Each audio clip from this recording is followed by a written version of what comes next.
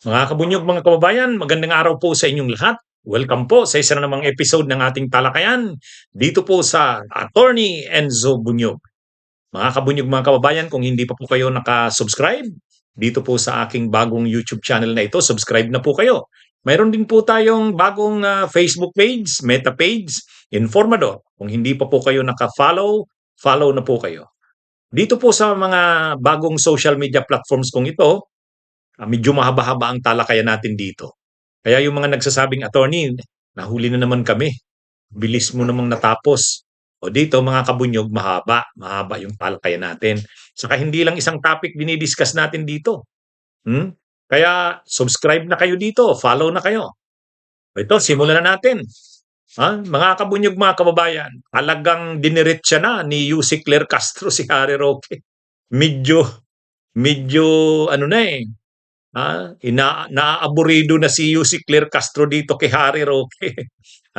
Mga kabunyog, mga kabayan. Hindi lang kay Harry Roque, pati kay Sara Duterte.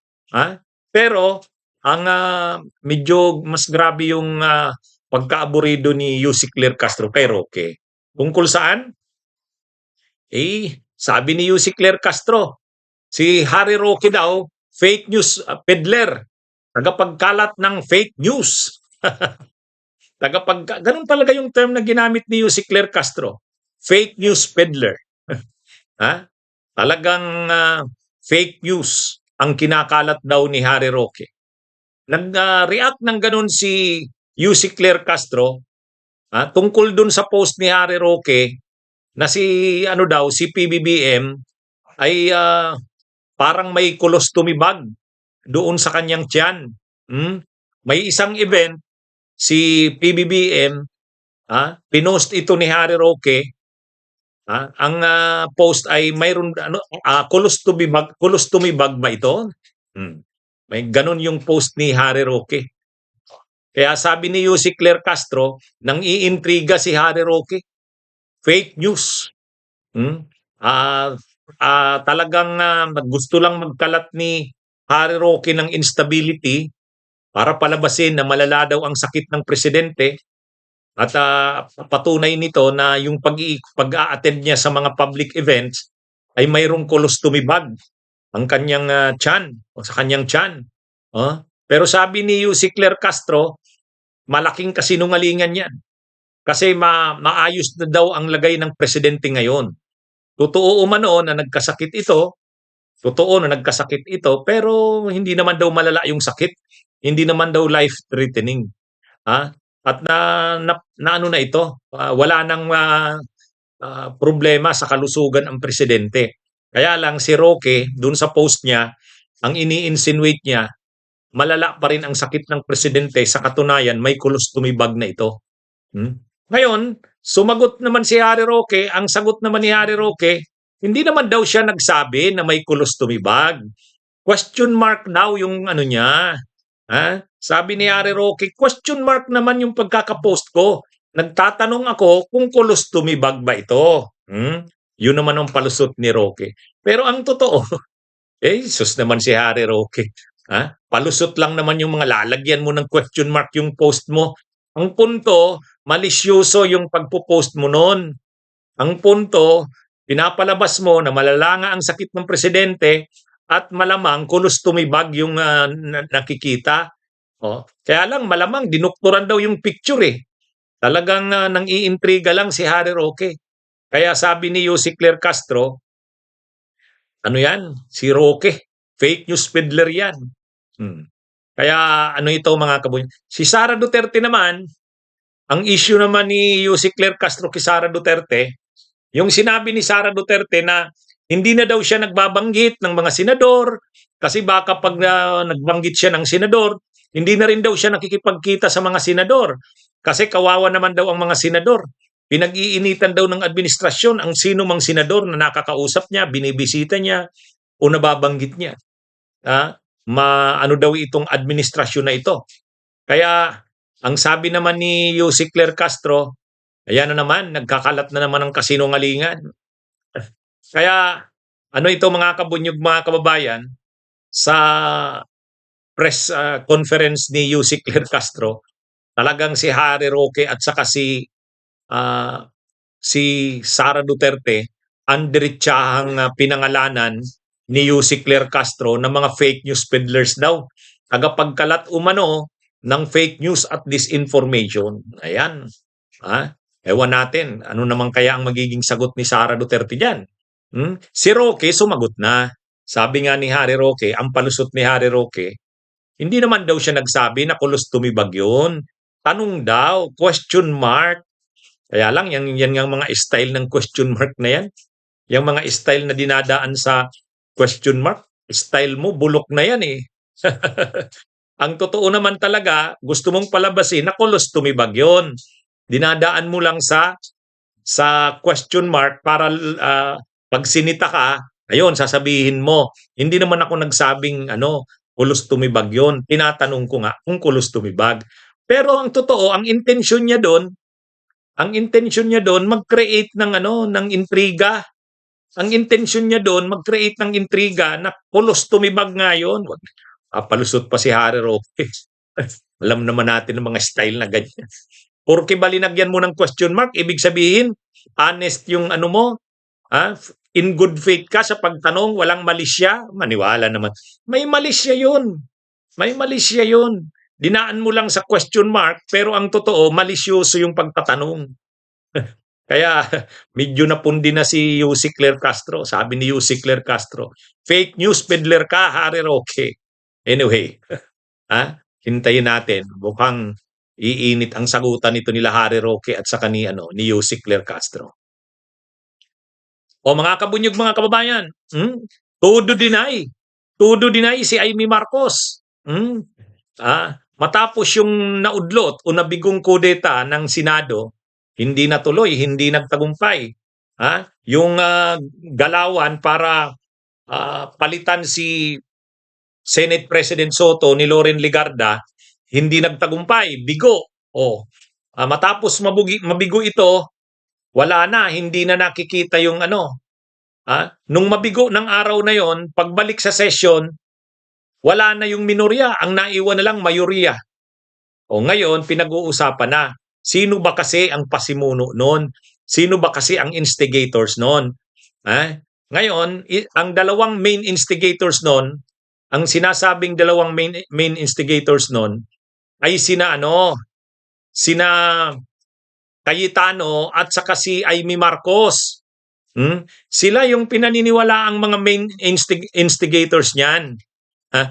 Kaya lang ngayon, dahil nga bigo, naglabas ng statement si Amy Marcos, hindi daw siya instigator noon. Hindi daw totoong siya ang nasa likod ng nasabing kudeta sa Senado.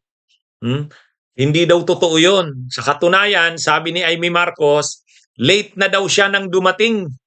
Huli na daw nang malaman niya na may mga galawan para sa kudeta. Naniniwala ba kayo doon, mga kabunyog, mga kababayan? Doon sa sinasabi ni Amy Marcos na late na nga daw, huli na nga daw siya nang malaman na mayroon palang galawan para sa kudeta sa Senado. Ito yung statement ni Amy Marcos. Linabas niya ito 8 February 2026. Official statement. Office of Senator Amy R. Marcos on Senate President Tito Soto's statement.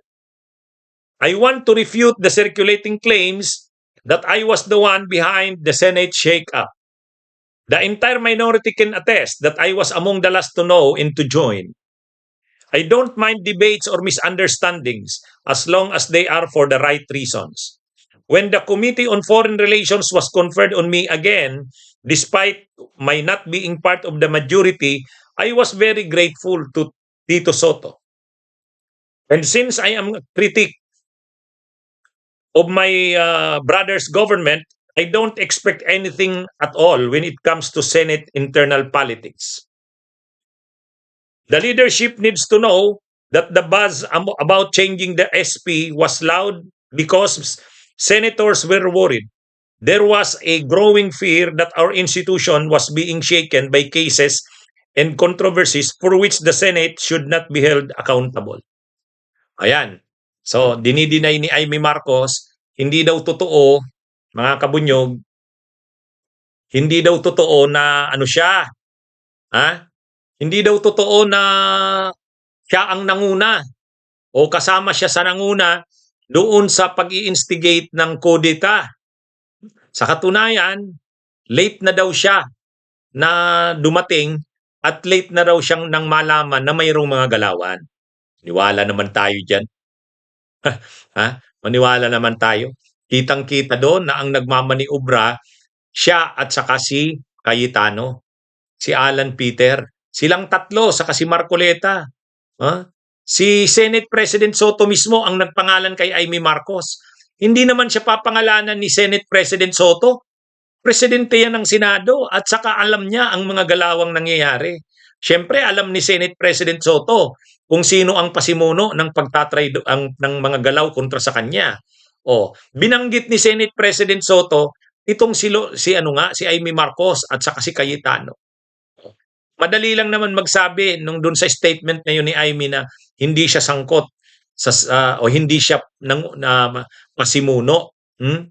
Pero ang totoo, sabi nga ni Senate President Soto, isa kasi sa naging issue kaya gusto siyang palitan dahil pinalitan si Amy Marcos bilang chairman o chairperson ng Senate Committee on Foreign Relations. Pinalitan siya ni Erwin Tulfo. Yun ang isa sa mga nag-trigger bakit gusto nilang palitan si Soto. Bali tatlo yun eh. Ang una yung impeachment kay Sara. Gusto nilang pasiguraduhin na ang Senate President ay kanila para protektahan si Sara kasi magkakaroon nga ng impeachment. Pangalawa, yung kaso ng mga senador. Siyempre kakasuhan si Escudero, si Villanueva at Estrada para maprotektahan ang mga kapwa nila senador, lalo na sa minorya, gusto nilang magpalit ng liderato ng Senado. Pangatlo, yung chairmanship ng Senate Committee on Foreign Relations. Gusto nilang hawakan yan at gusto nilang si Amy Marcos pa rin ang chairperson ng Senate Committee on Foreign Relations. Dahil pinalitan ni Tulfo, ni Erwin Tulfo, yun. Kaya, ano yan? Yan talaga yung totoong nangyari dyan. Sinabi na yan ni Senate President Soto. Kaya itong si Amy Marcos, wag siyang magdi-deny niyan. Ha? Ba't hindi niya pa aminin? Sila naman talaga nila Marcoleta at Cayetano ang namumuno ngayon sa minorya. Kaya sila yung nagmamaniobra niyan. Sila. Oh. Ngayon, dahil bigo, dahil hindi nagtagumpay, naudlot, naunsyami, dumidistansya ngayon si Amy Marcos. Kunwari, hindi siya involved dyan. Pero sino namang maniniwalang hindi siya involved dyan? Sino namang hindi siya maniniwalang hindi? Kung nagkaroon ng Senate leadership change, siya ang isa sa mga unang mga nginabang. Makakabalik siya sa chairperson ng Senate Committee on Foreign Relations. Yan yun. Kasi gustong-gusto niya ng committee na yan. Kaya hindi totoo yung sinasabi ni Amy. Siyempre, nagdi-deny na siya ngayon dahil nabigo. Nabigo hindi nagtagumpay eh. Pero ang totoo, sila nila Cayetano at saka si Marcoleta ang pasimuno. Yan ang sinabi mismo ni Senate President Soto eh. At alam ni Soto yung mga galawan.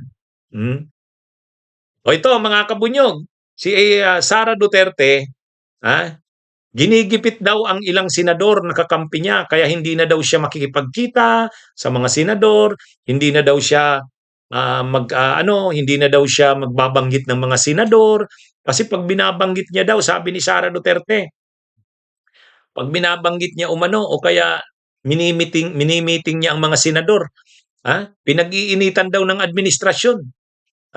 Sabi ni Sara, kaya kawawa daw yung mga senador na na-identify na kakampi niya.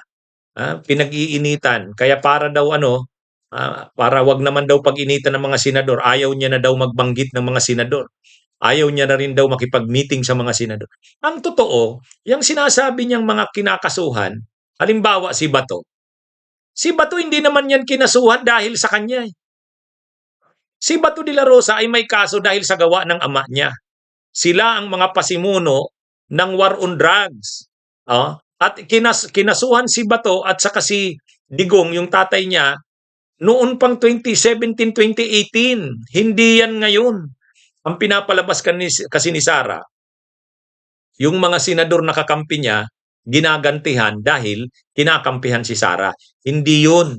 Si Bato ay may kaso dahil sa war on drugs. Hindi naman dahil kinakampihan siya. Hindi yun. Ang layo naman ng drama nito ni Sara Duterte. Sila, si si Escudero naman, si Escudero, si Jinggoy at saka si Villanueva, sila yung mga pinangalanan ni dating DPWH Undersecretary Bernardo at saka ni dating DPWH District Engineer Alcantara at Assistant District Engineer Bryce Hernandez. Sila yung may mga ebidensya. Yung kanilang pagtanggap ng kickbacks, yun ang may dokumento.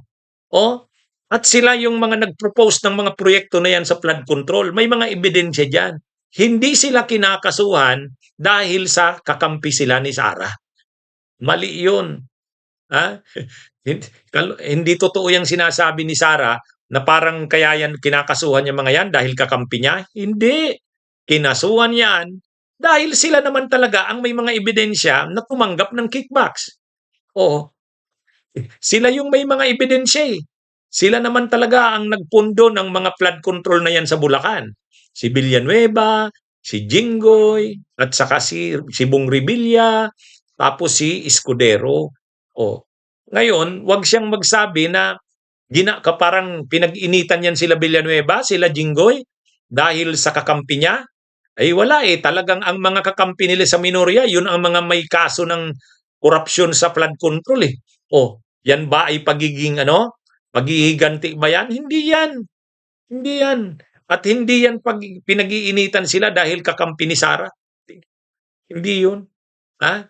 Ano yan? Sila lang kasi yung parang sila lang talaga yung pinakakurap dyan eh. ha? Ano yan? Si Lacson, sinasabi naman ni Lacson, hindi naman siya, wala naman siyang mga pork barrel na ganyan. Ganon din si Tito Soto. Oh, kaya sino naman talaga yung mga maano sa mga pork barrel na yan?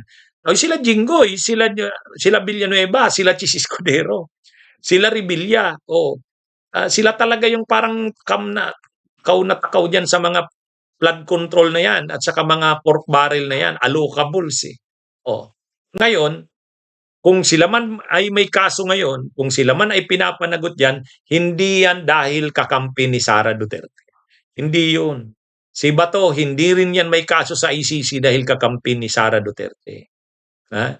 Kahit si Marcoleta, kung kinasuhan man niya ng perjury, hindi naman dahil kakampi siya ni Sara. Siya na rin ang nagsabi. Wala siyang dineclare na donations. Pero may nagbigay sa kanya ng donation. Sa kanya galing yun. Sa kanya galing yun. Kaya kung kakasuhan man si Bato ngayon, sa ethics committee, dahil lagi siyang absent, hindi naman yun dahil kakampi ni Sara. Kaya yung mga sinasabi na yan ni Sara na ginigipit ang mga senador dahil kakampi niya, kaya hindi na lang daw siya magbibisita o makikipagkita sa mga senador. Wala na raw siyang babanggiting pangalan ng senador kapag binanggit niya daw kasi, lalo na pag nakipag-meeting daw siya. Kawawa daw dahil kinakasuhan ng administrasyon. Hindi yun.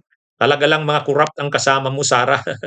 talaga lang mga kurakot ang mga kasama mong mga senador. Yun. Kaya ano kayo birds of the same feather flock together. Kayong magkakasama. Yan yung grupo nyo eh. Susunod niyan, si Bongo naman. Dahil kakasuhan ba si Bongo dahil sa kakampi mo, Sara Duterte? Hindi. Sila naman kasi yung may mga ebidensya eh. Sila yung may mga ebidensya. Kaya ano yun, wag mong sabihin na dahil yun sa kakampi mo kaya ginigipit. Hindi yun. Okay, magandang araw sa inyo mga kabunyog, mga kababayan.